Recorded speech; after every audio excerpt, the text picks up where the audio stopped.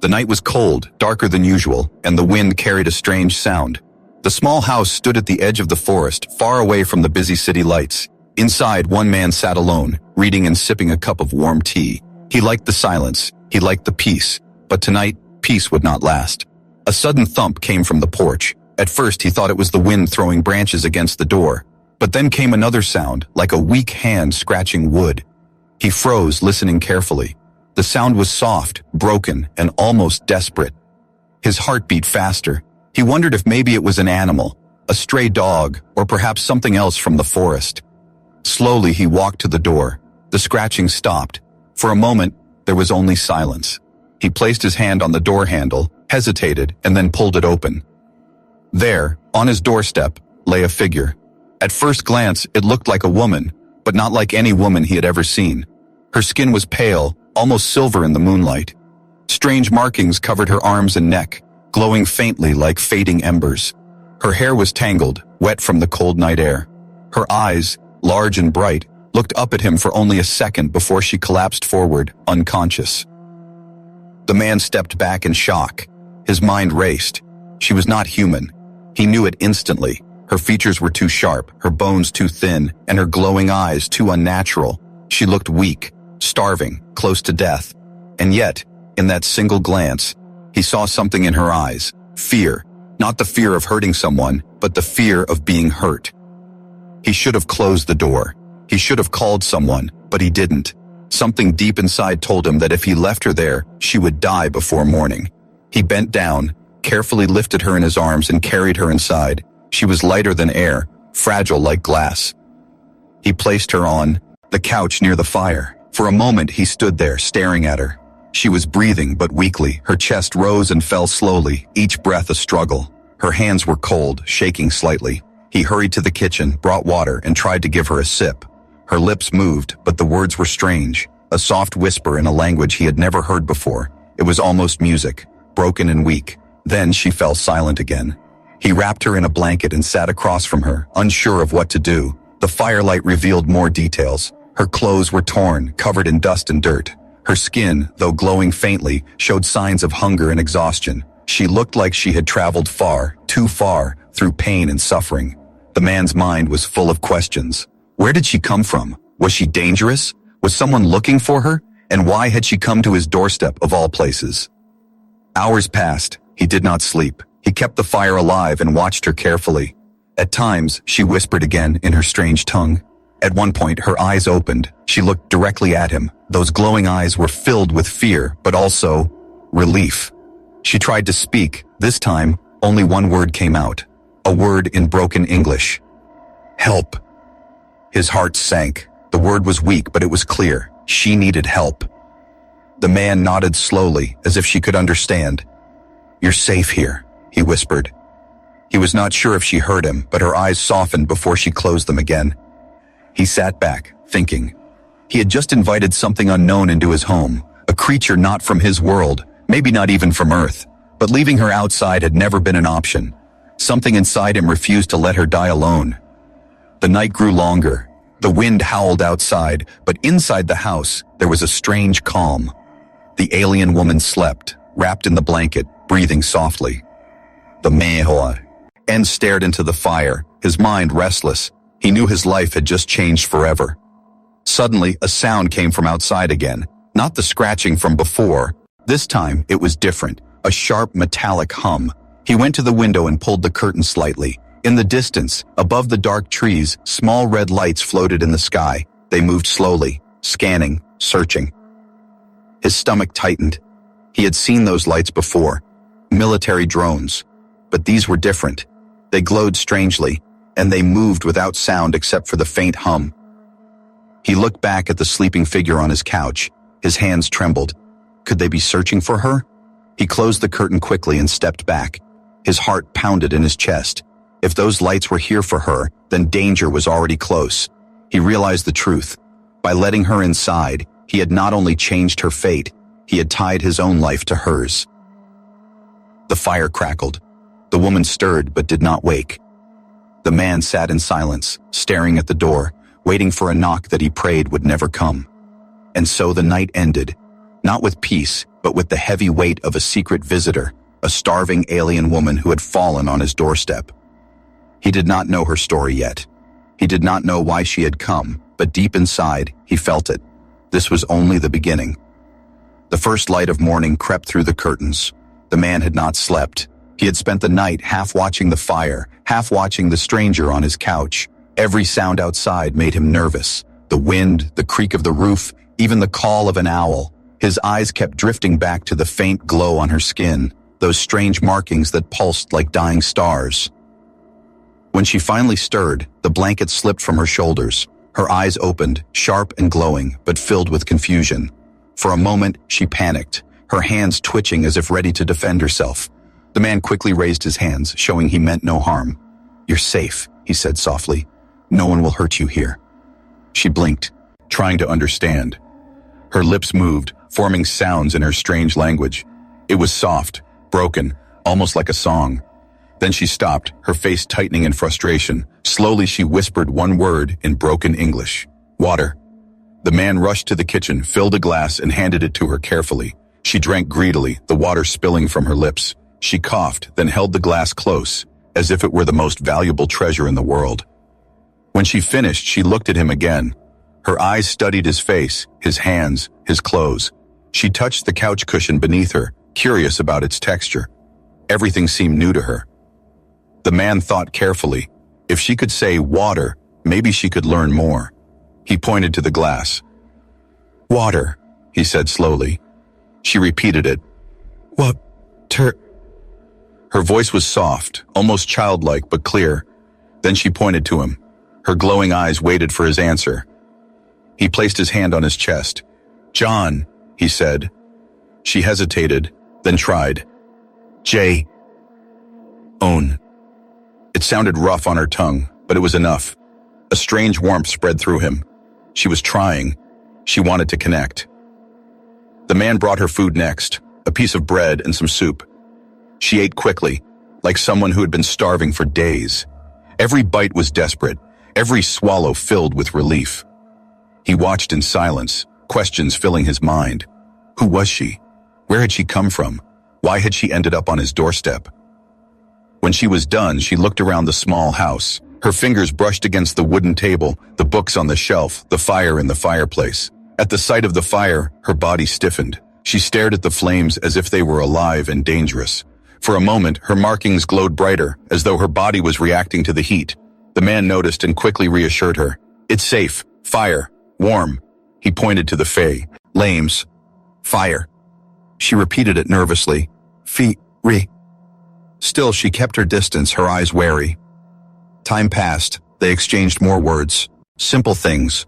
Door, chair, hand.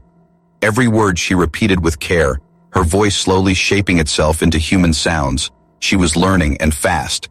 But not everything was peaceful. That afternoon, as John stepped outside to fetch wood, he froze. Across the sky in the far distance, the red lights from last night moved again. They hovered silently, scanning the forest, drifting closer to town. John quickly returned inside, his heart pounding. He closed the door and locked it. When he turned, he saw the alien woman watching him with wide eyes. She had seen the fear on his face. She pointed to the window, then to herself. Her lips trembled as she forced out words in broken English. "They hunting me." The room grew cold. John felt his stomach twist. So it was true. She was being hunted. Those lights in the sky were not random. They were searching for her. He asked carefully, "Who? Who is hunting you?"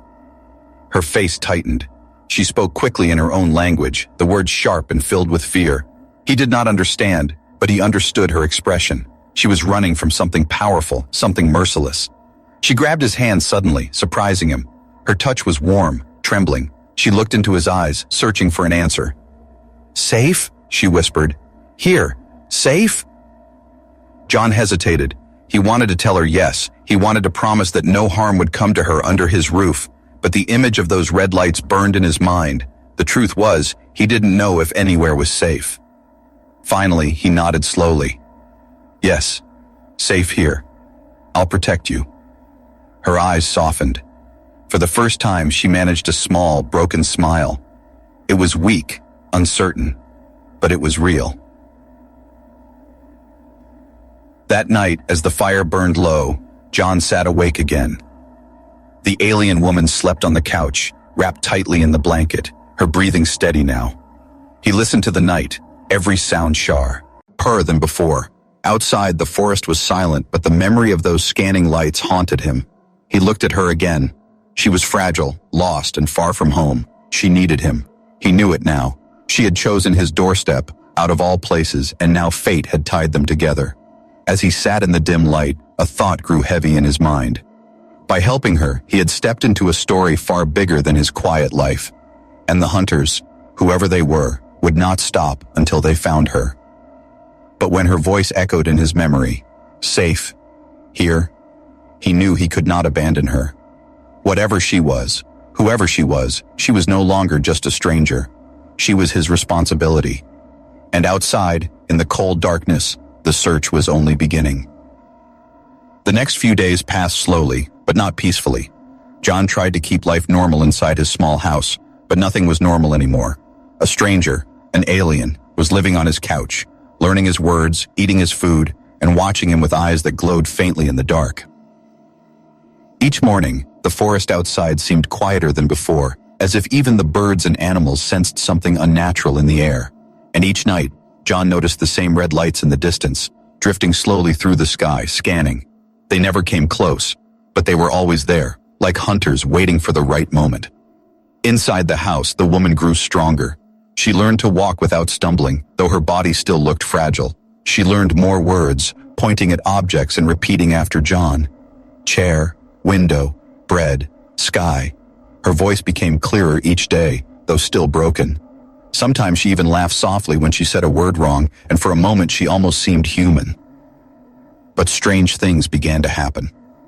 One night John was dozing near the fire when he saw her sitting quietly, staring at her hands. The faint marn case on her skin glowed brighter, like silver veins shining through her flesh. She clenched her fists, and the glow pulsed stronger. The light grew until the whole room shimmered faintly, shadows dancing on the walls. John stood, worried. "Are you okay?" he asked. She looked up quickly, her face pale, her eyes wide with fear. No control," she whispered in broken English.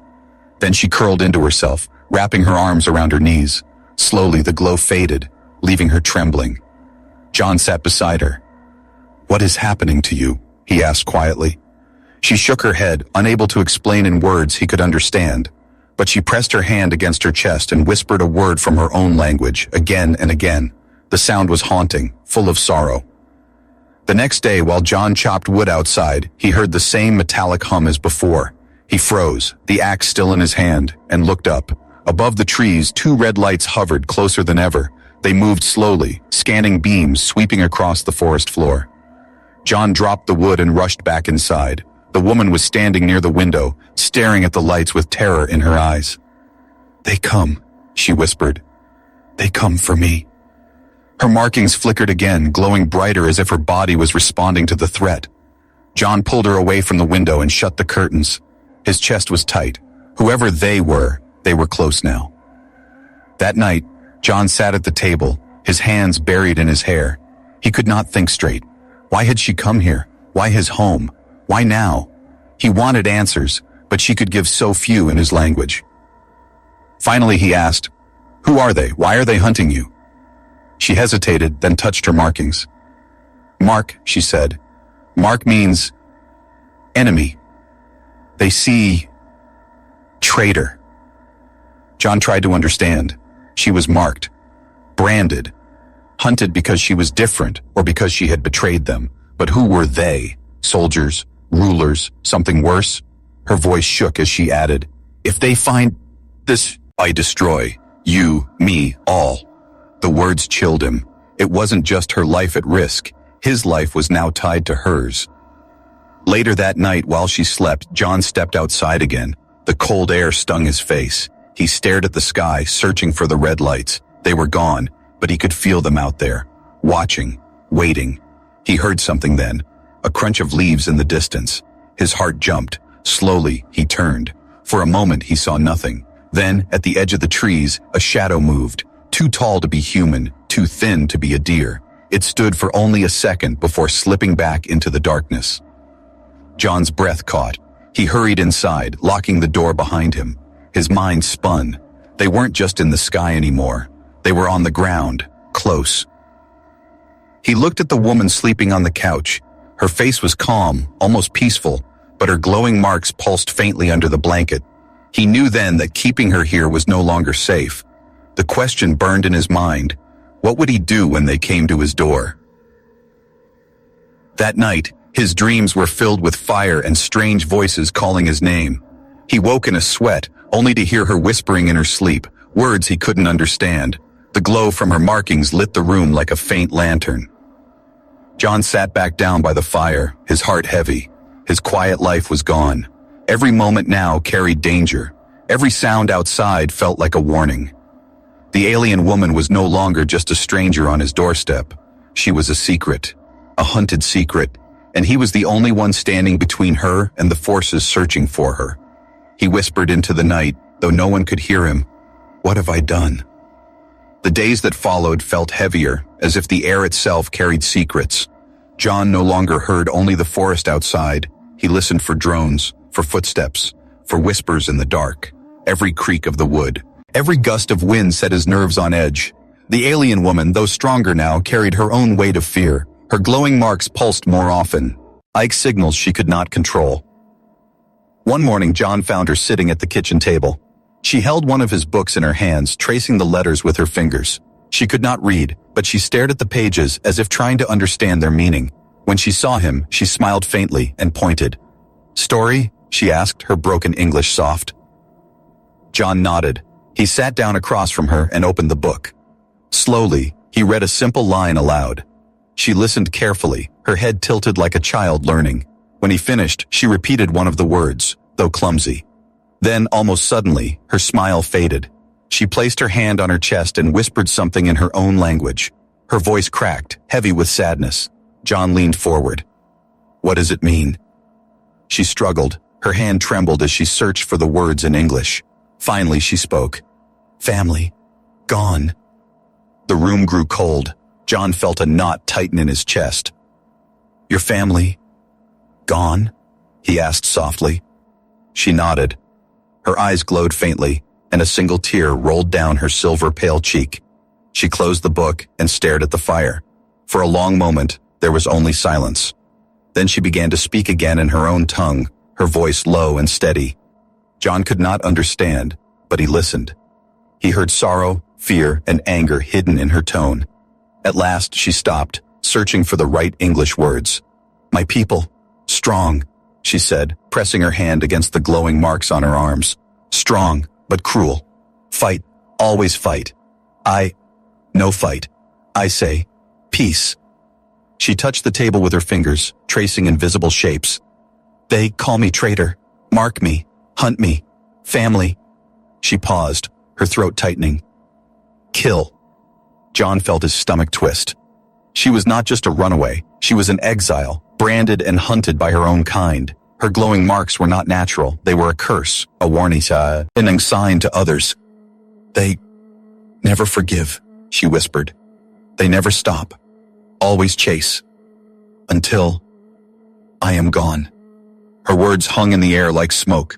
John leaned back, trying to process it. She was not simply lost, she had chosen to run, and in doing so, had lost everything she loved. After a long silence, he asked, "Why here? Why Earth?" She looked at him with those glowing eyes. "Because hope." "Hope?" John repeated. She nodded. "I see. Human. Long time ago. Spaceship. Human save one of mine. No kill. Different. Kind. I think, maybe Earth safe. Maybe humans. Family." The word struck him hard. Family. To her, humans were not enemies or strangers. They were her last chance at belonging. But John's mind was restless. He thought of the red lights, the drones, the shadow in the forest. If her people truly wanted her gone, Earth was not safe. He was not safe. "You don't understand," he said quietly. "If they find you here, they won't just stop at you. They'll come for anyone who helps you. They'll come for me." Her lips trembled. She lowered her head. "Yes," she whispered. I know. Danger now. Because me. John stared at her. He wanted to be angry. He wanted to demand why she came here, why she chose his home. But looking at her, fragile, broken, yet still clinging to hope, he could not. Instead, he asked, "Do you regret it? Running?" Her glowing eyes lifted. For a long moment, she said nothing. Then she whispered, "No, better die free than live slave." The fire crackled between them. John felt a strange respect grow inside him. She was not weak, even if she looked fragile. She was brave enough to stand against her own kind, even if it cost her everything. Later that night, as the storm raged outside, she sat near the window, staring into the dark. John joined her. "They'll come again," he said quietly. She nodded. "Yes, always come." But she touched at his hand lightly, her fingers warm against his skin. "You help, you protect, you are different." John swallowed. He had not expected her trust, not like this. He had taken her in out of instinct, not out of courage. Yet now, in her eyes, he was her protector. "You shouldn't trust me so much," he whispered. "I'm just a man." Her eyes softened. Not just man. Family. The word struck him again. Family. She had lost hers, and now in her mind he was becoming hers. Outside, the storm thundered, shaking the walls. Red lights flickered faintly through the clouds, searching. But inside, in that small wooden house, two strangers, one human, one alien, sat side by side. And though danger pressed close, something stronger began to grow between them. A fragile bond, born from loss, but rooted in trust. John stared into the fire that night, hearing her soft breaths beside him. He knew the truth now. She was not just a visitor. She was not just hunted. She was a survivor. And from this moment on, her fight was his fight too. The days of uneasy calm came to an end faster than John expected.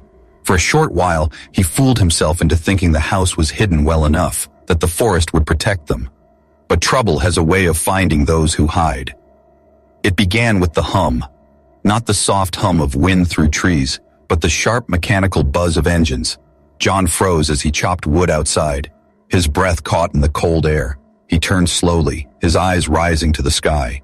There they were, red lights, closer than ever, low and deliberate. Drones. This time they weren't scanning the forest in lazy circles. They were moving directly toward his land.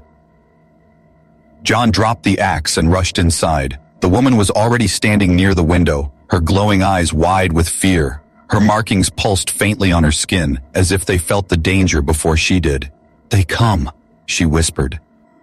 John shut the door, bolted it, and grabbed the shotgun he had not used in years. His hands trembled. He knew a weapon like this was useless against machines from another world, but fear made him cling to it anyway. The house shook with a low vibration as the drones hovered overhead. The lights cut across the walls, scanning through thin curtains. John pulled the woman into the basement, pushing her down the narrow steps. "Stay quiet," he whispered. She nodded, crouching in the dark corner, her glowing marks dimming as if she were forcing them down. Her eyes stayed locked on his, silently pleading. John went back upstairs. His heart thumped loud in his ears. Through a crack in the curtain, he saw more than drones now. Black vehicles had stopped at the end of his long dirt driveway. 3 of them. Their engines idled low, growling like predators. Men in dark uniforms stepped out.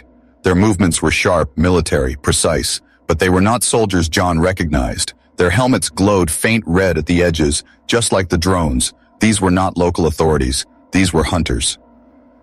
One of them walked up to the porch. He knocked on the door, calm, confident. "Open," a voice commanded. It was English, but strange, metallic, layered with something not human. John's grip on the shotgun tightened. He didn't move. The knock came again, harder this time. "Open, now." John took a deep breath, steadied his voice, and shouted, "Private property! Leave!" Silence followed, then a low mechanical laugh. The man outside said, "We know, she is here." John's stomach dropped. They knew. Somehow, they already knew. The door rattled as if something heavy pressed against it, but then it stopped. One of the men spoke in a language John didn't understand. Moments later, the vehicles and drones pulled back slightly, as if retreating. But John didn't trust it. He knew predators sometimes stepped back before striking harder. Hours crawled by. The hum faded, The vehicles rolled away, and silence returned. But John's heart did not slow. He knew this was only the beginning. They had not left in defeat. They had left in certainty. When he returned to the basement, the woman was curled up, her knees against her chest. Her glowing marks were faint, flickering weakly. "They know," she whispered before he could even speak. "They know me. No, stop now." John set the shotgun aside and knelt beside her. "I won't let them take you," he said firmly, though doubt gnawed at him. She shook her head. "You cannot fight them. Too strong, too many." John clenched his fists. He knew she was right, but giving up was not an option. "Then we'll hide better, move deeper into the forest, stay ahead of them." Her eyes searched his face. "Why? Why help me? You risk life." John stared back at her. For a moment, he had no answer. Why was he helping her? Instinct? Pity? Or something deeper? Something about the word she had given him. Family. Finally, he whispered, "Because you don't deserve to die. Not like this." Tears welled in her eyes, though she quickly wiped them away. She whispered something in her own tongue, a word soft and melodic. John didn't understand it, but the way she said it made him think it meant, "Thank you." That night, neither of them slept. John sat near the door, shotgun across his lap, listening for engines, for footsteps, for anything. She sat close to the fire, staring into the flames with silent fear. Outside, the forest was alive with strange noises. Branches snapping, rustles too heavy for deer. Shadows moved among the trees. The hunters had not gone far. At one point, the woman looked at John, her voice trembling. "If they find me, they kill you too. They kill all, not stop." John met her gaze, steady and calm. "Then they'll have to go through me first." For the first time since arriving, she smiled faintly, though sorrow filled her eyes. She whispered one word again, the one she had chosen for him. Family. The fire crackled between them, warming their faces, but the warmth could not erase the truth. Danger had arrived at John's door, and it would return soon, stronger and relentless. In the silence of the night, with the forest holding its breath, John realized there was no turning back. He had taken her in, he had promised her safety, and now, whether he was ready or not, he was part of her fight. The night after the hunters came was the longest of John's life. He barely blinked, his hands gripping the old shotgun, while his ears strained for every noise outside. The woman, no longer just a stranger but something more, sat near the fire, her glowing marks flickering faintly in the dark. She watched him, her eyes soft but worried. By dawn, silence returned. No drones, no engines, no voices. For now, the hunters were gone. But both of them knew the truth. It was not victory, only a pause. Over the next days, something began to change inside the little wooden house. Fear was still there, sharp and heavy, but alongside it grew something unexpected. Connection. The woman spoke more English each day. She pointed at objects, waiting patiently for John to name them. Then she repeated slowly, carefully, until the word was hers. Sometimes she laughed when she made mistakes, a sound light and musical, so different from her usual silence. One evening she tried to say blanket, but instead said banklet. She frowned, frustrated, but John chuckled. "Close enough," he told her. She looked at him, confused, then smiled, a real smile, wide and innocent. It was the first time he had seen her smile like that, and it struck him deeper than he expected. She was learning more than words, too. She watched how he cooked, how he built the fire, how he fixed tools in the shed. Her thin hands copied his movements, clumsy at first but improving quickly. She wanted to know everything about this human life, as if learning it meant becoming part of it. One night, while John read by the fire, she lay, Ian close and pointed at the book. "Teach me," she whispered. He hesitated. Teaching someone to read was no simple task, but when he saw the determination in her eyes, he nodded. Slowly, he traced letters on the page, speaking each sound. She repeated, her voice careful, her glowing eyes focused. She stumbled, but she kept trying. Hours passed like that, their voices soft in the quiet night. By the end, she could read a single word. Home. When she spoke it clearly, she touched her chest and whispered again, home. John felt something stir in him. She did not just mean the word on the page. She meant this place, with him. But beneath the growing warmth, danger lingered.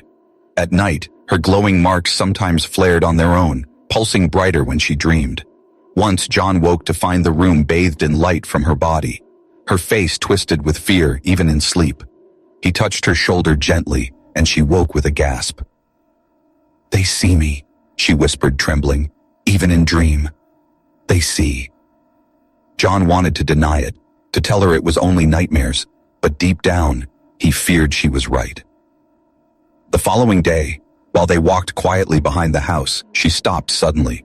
She bent down and pressed her palm to the ground. The markings on her skin glowed faintly. "Machines," she whispered. "They search, not far." John's blood ran cold. They were being hunted closer than he thought. Yet even then she looked at him with calm eyes and said, "We, strong together." Her words were broken, but their meaning was clear. She trusted him, not as a stranger, not as a protector, but as something more. That night, John sat by the fire staring at her. She was fragile, alien, and hunted, yet she still managed to laugh when she learned a new word, still fought to hope, still called his house home. He realized then that she was no longer just someone he had taken in. She had become part of his life, part of his world. And when she touched his hand softly and whispered, "Family," he felt the words settle deep inside him.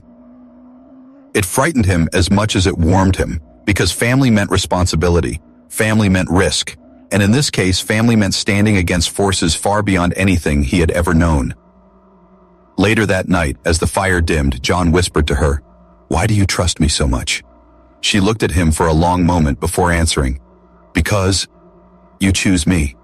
Not leave, not sell, not fear. You stay. That is family." Her voice was soft, but it carried the weight of truth. John closed his eyes, the word echoing in his mind, family. She had lost hers. He had lost his years ago to distance and time. And now, in this strange twist of fate, two broken lives had found each other. But he knew the hunters would not stop. They were patient, relentless, and closer every day. The bond that had grown between them was not just a comfort, it was a weapon, something worth protecting. John looked at the sleeping woman, her face calm for once, her markings dim. He whispered to himself, almost like a vow, "If they want you, they'll have to go through me." And in the silence of the night, as shadows moved unseen through the forest, John knew a storm was coming. But he was no longer afraid to face it, not alone, not anymore. The night was too quiet. John sat by the window, staring into the dark forest. No wind, no owls, not even the rustle of leaves. Silence like this was not peace, it was warning. He knew they were close. The alien woman slept on the couch, wrapped in the same blanket she had first arrived in. Her glowing marks were faint tonight, almost invisible, as if her body was saving its strength. She looked peaceful, fragile even, but John could not stop thinking about her words. "If they find me, they destroy you too." Hours passed. The fire burned low. Then the silence broke. A low hum filled the air, steady and growing louder. John's stomach clenched. He grabbed the shotgun and moved to the door. Outside, the forest glowed with red light. Dozens of drones hovered above the trees, their beams sweeping across the ground. Behind them came vehicles, black, armored, heavy. Engines rumbled, shaking the earth. This was no search. This was an assault. The woman woke, her eyes glowing bright in alarm. She stumbled toward him, fear in her voice. "They come, now, end." John looked at her, then back at the door. His heart pounded. He had no plan, no chance against this. He was one man with an old gun. They were many, with machines and power beyond his world. But leaving her to them? That was not an option. The vehicles stopped at the edge of his yard. Shadows moved. Figures in black armor spread out, surrounding the house. A voice boomed through a strange device, metallic and sharp. "Human, give her to us. Do this, and we let you live." The woman flinched, clutching John's arm. Her glowing marks pulsed faster, brighter, betraying her fear. John swallowed hard. He could open the door, hand her over, and maybe they'd spare him. Maybe he'd return to his quiet life. No drones, no hunters, no danger. Just silence. But silence without her would not be peace. It would be emptiness. He thought of the nights teaching her words, her laughter when she got them wrong. He thought of the way she had called his house home. He thought of the single word she had given him. Family. The voice outside came again, harsher. Choose, human. Now. John lowered the shotgun slowly. His hands trembled, but not from fear, from resolve. He looked at her, meeting her glowing eyes. "You're not alone anymore," he said. "Not while I'm here." Tears welled in her eyes, though her lips trembled with a smile. Outside, metal boots stomped against the ground. The hunters approached, ready to break in. John stood at the door, his heart pounding like war drums. He had made his choice. "Stay behind me," he whispered to her. The walls shook as a heavy weapon fired, blasting the doot. R from its hinges. Splinters flew across the room. Red lights filled the house, blinding. Shadows stormed inside, tall, armored, inhuman. John raised the shotgun and fired. The blast echoed like thunder. One figure staggered back, but another stepped in instantly, too fast, too strong. The woman screamed, her markings exploding into bright light. The entire room glowed as if a star had burst inside it. The hunters faltered, shielding their eyes. John turned, stunned, as she stepped forward. Her body shone, her voice shaking the air. "No more," she cried. Her English was broken but powerful. The hunters stumbled as the light grew brighter, forcing them back. The drones outside buzzed violently, their beams flickering. For the first time, John saw fear in them. The woman's light pulsed, filling every corner of the house. John shielded his face, but he didn't back away. He stood beside her, ready, even if this was the end. The hunters retreated step by step, their weapons failing under the glow. The vehicle's engines roared, pulling back. The drones scattered into the sky. Within minutes, the yard was empty again, the night silent once more. Her light dimmed slowly, flickering until it vanished. She collapsed into John's arms, weak and trembling. He held her tight, whispering, "It's over. You did it." She shook her head faintly. "Not over. They come again. Always come." John knew she was right. They would return, stronger, smarter, relentless. But he also knew something else. He would never let her face them alone. As dawn broke, painting the sky in pale colors, John stood on the porch with her leaning against him. The world looked the same, but everything had changed. His quiet life was gone forever. In its place was something far greater and far more dangerous. She looked at him, her voice soft. "You stay?" He nodded without hesitation. "I stay. Always." Aya. And for the first time since she arrived, she whispered a word without fear, without sorrow, only hope. Family. The word lingered in the air as the sun rose. The hunters would return. Danger would never end, but neither would their bond. Together, they would face whatever came next. And that was enough.